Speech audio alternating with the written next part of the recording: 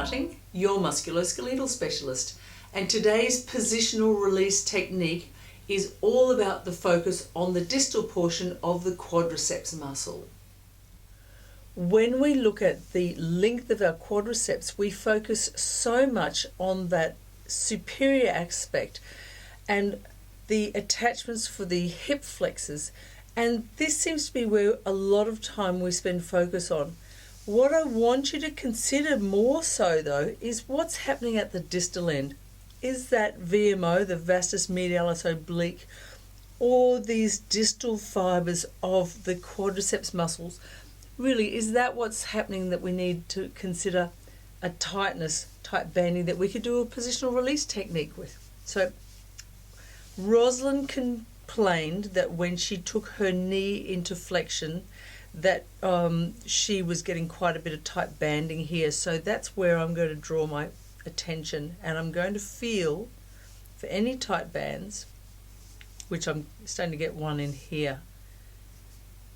And it's the same technique that you would use at any positional release move. You find a taut band, and I'm sitting on it, it's running this way along my fingers, and I find its superior partner, I suppose. Once we feel those positions, we then push the two folds of tissue together. So we're bringing the muscle fibers and we're shortening them. By shortening it, it changes the muscle tension curve. Hypothesis about the Golgi tendon organ getting a new tension and having to create change in that pathological resting position. The subjective feel that your clients will say is quite often they feel it's like a melting, and that needs to happen no less than 90 seconds into the move. So it's a move that you're going to use with patience.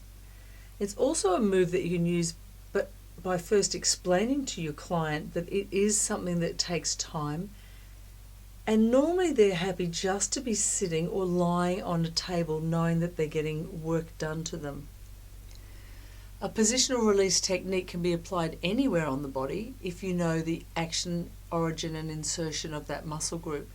So specifically with this area here, we're holding it until she feels it soften off. We can also, if you've got great palpation skills, instead of using the fingers here, we can use the knee as a lever. So we're going to grab at the ankle joint and we're going to shorten the fibers just by taking the knee into neutral. And I can actually feel I can get a little bit more of a compression of that. And I'm getting a nod from Roz as well. It's a really wonderful technique that you can apply because it's gentle and it's efficient. And that's just starting to feel like it's easing off to me. Yeah? Yeah. So great palpation skills by the therapist, you'll start to realise quite quickly that your palpation skills are giving you inclinations of when you can actually relax that muscle group. Please use these techniques as often as you can because they're beautiful and they're efficient and they work. And I'm Paula Nutting, your musculoskeletal specialist.